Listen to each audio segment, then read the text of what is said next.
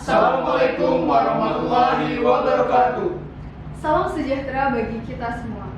Terima kasih kepada PT Wijaya Karya yang telah menyelenggarakan BIM Week Award 2020, sehingga para mahasiswa Indonesia dapat mengembangkan kreativitas, bakat, dan minatnya di bidang konstruksi, khususnya pada penerapan BIM.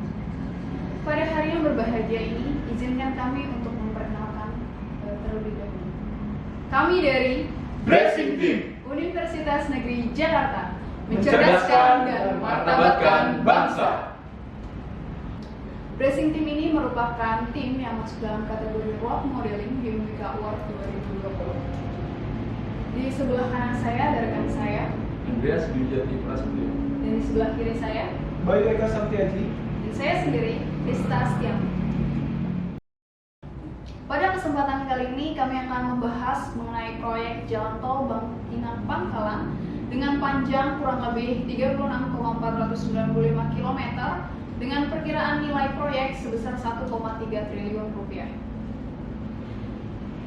Timeline aktivitas kami mengerjakan proyek ini sekitar 40 hari, dimulai dari bulan November yaitu workshop dan pendaftaran. Selanjutnya di bulan Desember, pemodelan jalan menggunakan Autodesk Civil 3D. Selanjutnya di bulan Januari, pemodelan jalan menggunakan Autodesk Civil 3D beserta penyusunan BOQ. Kemudian di bulan Februari, kami melakukan penulisan laporan, pembuatan materi presentasi, dan melengkapi administrasi. Yang terakhir di tanggal 10 Februari, pengumpulan laporan proyek. Pengenalan proyek. Mengapa dilakukan pembangunan proyek Tol Bangkinang Pangkalan? Karena yang pertama, Sumatera sebagai sentra produksi pengelolaan hasil bumi dan lumbung energi nasional, seperti minyak bumi yang ada di Sumatera Selatan, Sumatera Utara, dan Riau, karet yang ada di Riau dan Sumatera Utara, kemudian gas alam di Natuna, Kepulauan Anambas, dan juga Aron. Selanjutnya ada kopi yang kita kenal ada di Sumatera Utara, Aceh, dan Lampung, dan yang terakhir sawit di Riau, Sumatera Barat, dan Sumatera Utara. Yang kedua, dalam rangka pendorong pengembangan kawasan di Pulau Sumatera, dan yang terakhir sebagai dukungan pertumbuhan perekonomian nasional. Karakteristik pada proyek yang kami kerjakan memiliki kontur yang unik. Ini merupakan gambar dari proyek kami, 2 dimensi dan 3 dimensi. Di 3 dimensi ini menunjukkan ketinggian dari kawasan proyek tersebut. Di kawasan proyek tersebut memiliki kontur yang unik, yaitu ada daerah perbukitan, kemudian permukaannya bergelombang, tingkat kecurangannya tinggi, vegetasi dan pemukimannya yang padat. Tujuan adanya penerapan BIM yang pertama menyederhanakan integrasi antar disiplin. Yang kedua, membuat data dengan kualitas baik. Yang ketiga, mengurangi kesalahan pada desain dan konstruksi. Yang terakhir, memajukan kolaborasi dan komunikasi. Selanjutnya ada implementasi BIM yang akan dijelaskan oleh rekan saya, Andreas Wijati Prasetyo. Kepada Andreas, silakan.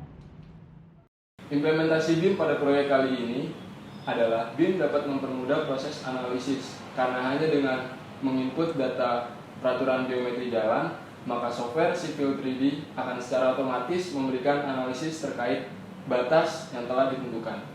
Selanjutnya, software Civil 3D akan otomatis mengeluarkan volume dan BOQ, dan juga software Civil 3D juga dapat memunculkan 3D modeling secara real time. Selanjutnya kami akan menjelaskan terkait tahapan pekerjaan BIM. Yang pertama adalah pembuatan kontur. Yang kedua ada penentuan titik awal dan titik akhir. Yang ketiga ada pembuatan geometri jalan. Pembuatan geometri jalan berdasarkan SNI yang diberikan oleh panitia BIM Week Awards. Yang keempat pembuatan koridor. Yang kelima ada pembuatan detail engineering design. Yang keenam ada perhitungan bill of quantity. Yang ketujuh ada 3D modeling. Berikut tahapan pembuatan kontur. Yang pertama kami lakukan adalah mengkonvert 3D polyline dengan tujuan untuk menyatukan poin-poin pada 3D polyline menjadi poligon tertutup agar nantinya terbentuk surface. Setelah permukaan terbentuk, langkah selanjutnya adalah menentukan titik awal dan akhir sesuai dengan ketentuan yang diberikan. Pada tahap ini, Kami menggunakan circle sebagai alat bantu kami dalam menentukan titik awal dan akhir. Dengan center point circle yang kami ubah koordinatnya sesuai dengan titik koordinat yang ditentukan. Setelah penentuan titik awal dan titik akhir, kemudian kami membentuk alinemen horizontal yang dimulai dari titik awal hingga titik akhir. Alinemen yang kami desain telah kami hitung berdasarkan SNI geometri jalan yang diberikan oleh panitia dan memiliki kecepatan rencana sebesar 80 km per jam. Setelah alinemen horizontal dan vertikal terbentuk, kami membuat diagram super elevasi dengan ketentuan super elevasi sebesar 6%. Selanjutnya, kami membuat assembly potongan tipikal trase jalan sesuai dengan yang diberikan oleh pihak panitia.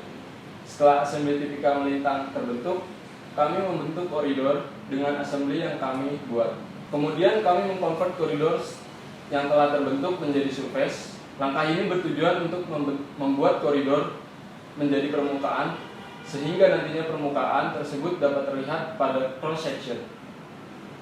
Setelah mengkonvert koridor, kami membuat detail engineering design. Dalam proses ini, kami membuat detail gambar, potongan melintang dan memanjang dari trase jalan yang kami buat. Selanjutnya kami memperoleh data volume report yang otomatis terhitung oleh software Civil 3D yang selanjutnya kami import ke software Excel dan kami hitung build of quantity dari desain tersebut. Setelah proses perencanaan jalan selesai, kami membuat permodelan 3D dari jalan yang kami desain. Selanjutnya presentasi akan dilanjutkan oleh rekan saya, Bayu Eka Sangtiaji, terkait perbandingan efisiensi desain. Kepada Bayu, saya persilakan. Selanjutnya saya akan menjelaskan mengenai perbandingan efisiensi desain, perbandingan percobaan pertama, kedua, dan ketiga. Berikut adalah perbandingan efisiensi desain yang telah kami lakukan. Kami melakukan 3 kali percobaan dengan memperhatikan panjang dan biaya yang diperlukan. Untuk percobaan pertama, kami mendapatkan jalan yang terpendek, yaitu kurang lebih 35,12 km, dengan biaya yang diperlukan kurang lebih 2,2 triliun. Kemudian kami melakukan percobaan kedua dengan harapan bisa mendapatkan biaya yang lebih murah, dan percobaan kedua kami mendapatkan tren yang positif, yaitu panjang kurang lebih 36,8 km dengan biaya 1,5 triliun. Tidak berhenti sampai di sana, kami melakukan percobaan yang ketiga dengan harapan jalan yang kami buat bisa mendapatkan biaya yang lebih murah dan lebih efisien. Di percobaan ketiga ini kami kembali mendapatkan jalan yang lebih baik dengan panjang kurang lebih 36,49 km dengan biaya 1,3 triliun. Dan akhirnya kami memilih desain ketiga ini dikarenakan kami berasumsi bahwa jika dilakukan percobaan kembali, kemungkinan tidak terlalu mendapatkan hasil yang signifikan. Selanjutnya ada gambar detail engineering design. Berikut adalah gambar potongan melintang dan potongan memanjang yang dihasilkan dari software Civil 3D. Selanjutnya ada report volume. Selain menghasilkan gambar detail engineering design, Civil 3D juga menghasilkan report volume. Berikut adalah contoh report volume yang dihasilkan Civil 3D yang kemudian kami import ke dalam software Excel. Berikut ini ada animasi yang telah kami buat.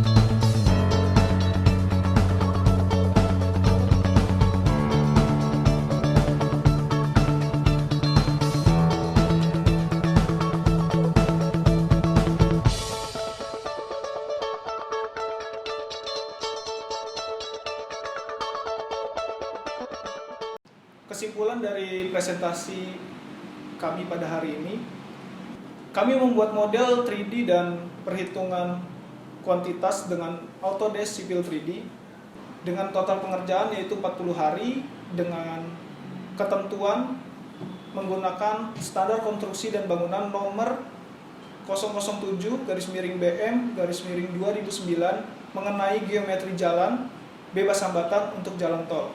Adapun software yang kami gunakan yaitu Autodesk Civil 3D dan Microsoft Excel.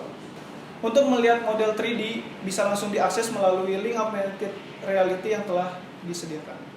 Berikut adalah model jalan yang kami buat dan divisualisasikan menggunakan aplikasi Instagram.